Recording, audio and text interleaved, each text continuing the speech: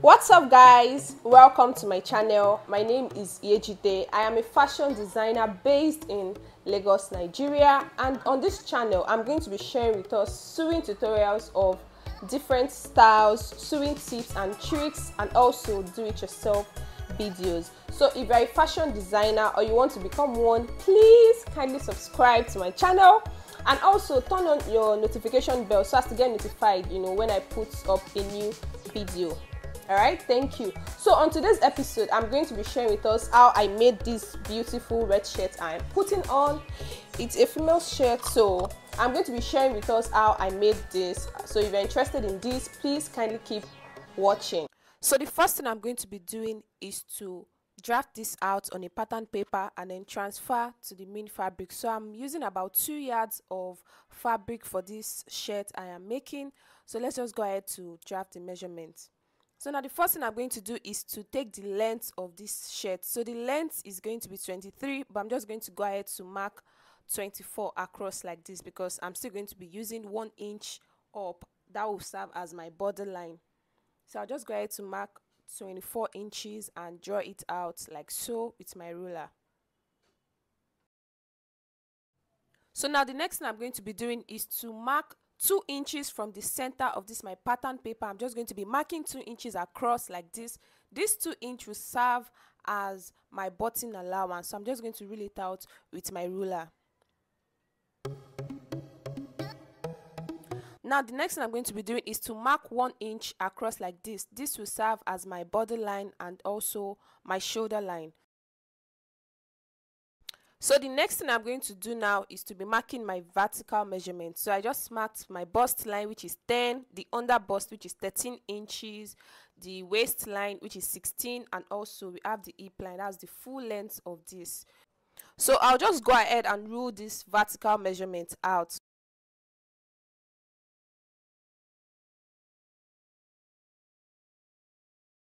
So the next thing I'm going to do now is to take my shoulder measurement. My shoulder is 14 divided by 2, that's 7. I'll just go ahead to mark that.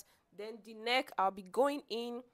The width is going to be 3 inches and also the depth is going to be 3 inches. So I'm just going to go ahead to mark that out and use my curve to draw out that neckline like this.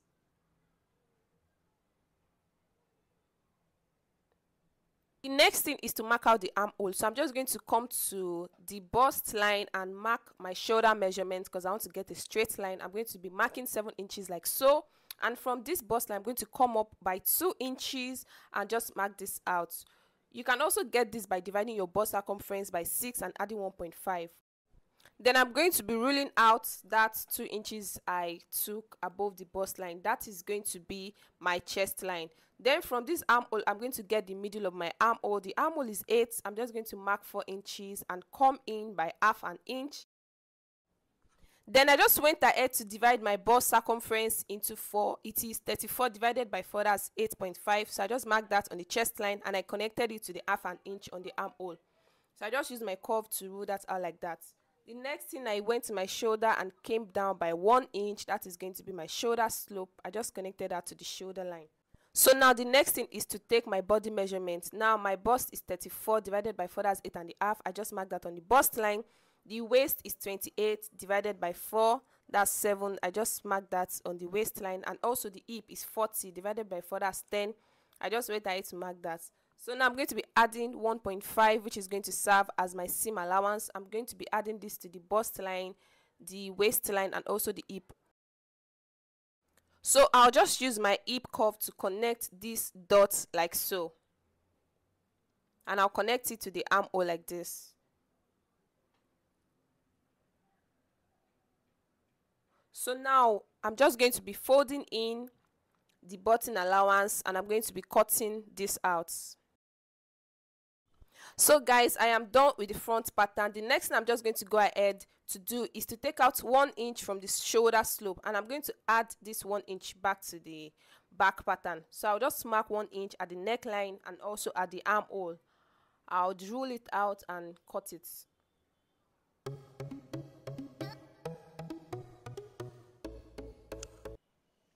So now I've gone ahead to mark my vertical points. I've marked my bust line, my under bust, and the hip line. this is the back pattern. So just like the front, I'll go ahead to mark my shoulder measurement, which is 7. And for this neck, instead of 3 by 3 that we used in the front, I'm going to be going in by 3 inches as the width and 1 inch as the depth. So I'll just use my curve rule to connect this neckline point like this. So the next thing I'm going to do is to come to the bust line and mark the shoulder measurement, which is 7, and come up by 2 inches. Don't forget, this is how we get our armhole. And I'm going to rule out that line like so. This is going to be my chest line. Now the next thing is to take the bust measurements on this chest line and also on the bust line itself, and add my seam allowance, which is 1.5. I'm going to go ahead to do the same thing. My waist measurements, I'm going to take it, and also the hip measurements. Then I'm just going to be connecting these dots like so.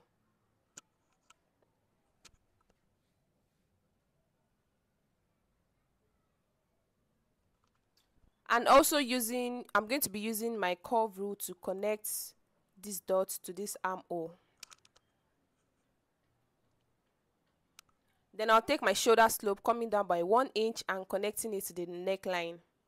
Now the next thing is to add back the 1 inch we took away from the front pattern. I'm just going to be adding 1 inch across the neckline and the armhole like this. And then we are done with the back pattern. I'm just going to be cutting this out like this. So I've gone ahead to cut this pattern out on the main fabric. I added 1 inch at the hem of this shirt pattern because I didn't add this hem allowance. I didn't add it on the pattern. So this is how the shirt is looking like. You are going to be cutting the back on fold while the front is splitted like this.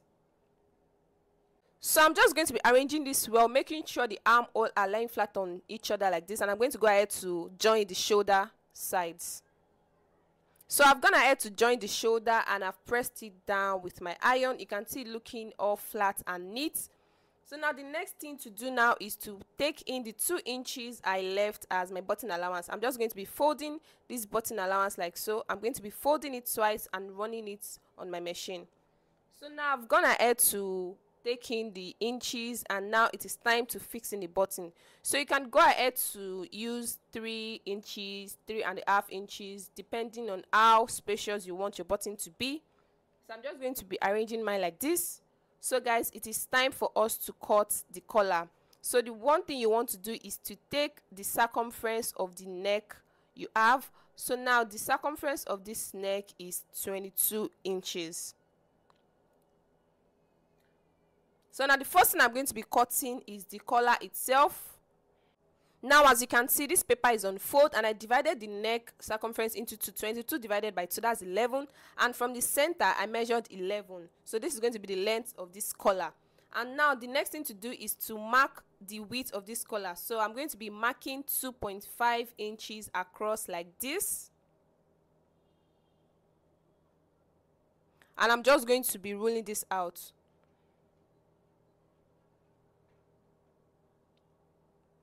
So now the next thing I'm going to be doing is I'm going to be coming in from this second vertical line I have. I'm going to be coming in by 1 inch, and I'm just going to be drawing this slant to the vertical line above.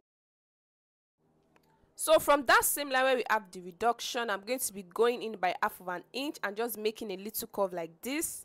Then I'm going to be cutting this out.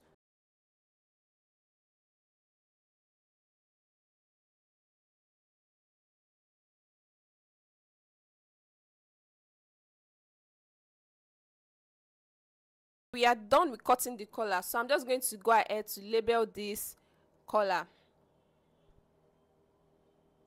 Now the next thing I'm going to be doing is to cut the collar stand. So I'm just going to be using a small piece of paper, and just like the collar itself, I'm going to be measuring 11 inches from the center, which is on fold, and I'm going to come in by 1/2 inch like this and just mark this out. Then the next thing, I'm going to divide this whole length 11 into 2 and just mark the center. I'm trying to get the center of this collar stand. And now I'm going to be connecting that center. I'm going to be connecting it to that first 1/2 inch I made like this. I'm just trying to get a little curve because the collar stand itself is not straight. So now it is time to measure the width of this collar stand. So I'm just going to be measuring 1 inch across like this. So you want to make sure you're measuring the 1 inch from the point where that curve is starting and not from the point where the paper is. So I'm just going to be connecting the dots with my curve rule like this.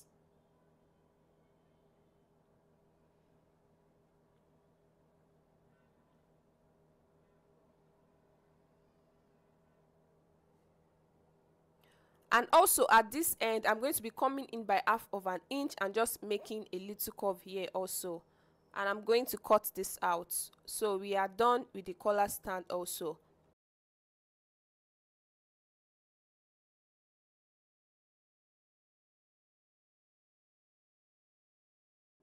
So I'm just going to go ahead to label this for easy identification. The next thing I'm going to be doing is to cut this on the fabric. Now note that for each pattern, pattern I cut, I'm going to be cutting out 2 pieces. Now for the collar stand, I'm going to be cutting out 2 pieces of that, and also for the collar itself, I'm going to be cutting out 2 pieces, because 1 piece is going to serve as the interface or the lining.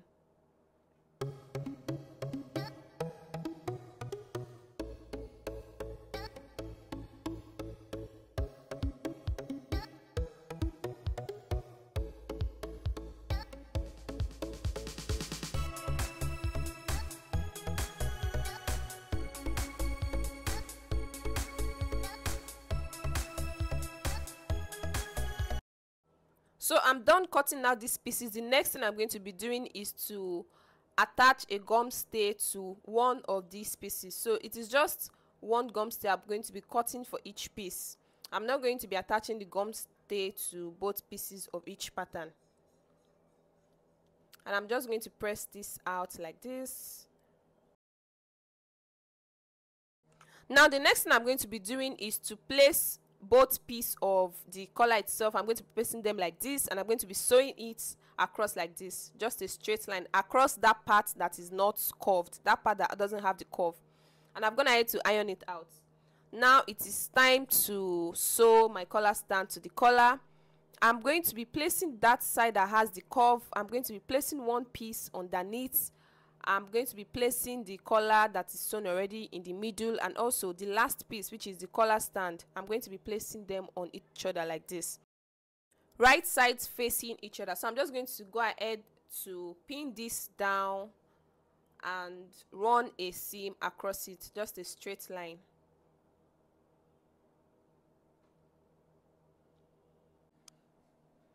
So I've gone ahead to sew this and also iron it. You can see it looking all neat and very flat, so you want to make sure you press this down. Now it's time for us to attach this to our neck. So I'm just going to be taking the neck and notching the middle, because I want to get the middle. I'm also going to be notching the middle of my collar, and I'm going to be attaching one part of those collar stand to the neck. So now guys, you want to make sure that this neck is lying flat on one of these collar stand, and you are just attaching this neck to just one of these collar stand I'm showing like this. So now guys, I've gone to attach that one part of the collar stand to the collar itself, and I'm just going to take the other collar stand and use it to close up the seam, the initial seam I've made. So now guys, as you can see, I've gone ahead to close up the collar and the collar stand, so you can see it looking all flat and neat. And I've also gone ahead to attach my sleeves. I'm going to be showing us how to make this kind of sleeve in my next video. So now guys, when you're attaching the sleeve, you want to make sure that you don't attach the middle to that part where it's sewn. Remember that this shoulder has a slope, right? So you just want to make sure you attach that sleeve to the right middle and not that joining you are seeing. So now I'm just going to go ahead to join the sides together. So guys, we've come to the end of our tutorial. This is the finished look of this shirt. Don't forget to like this video and also subscribe. I will see you all in my next video. Bye.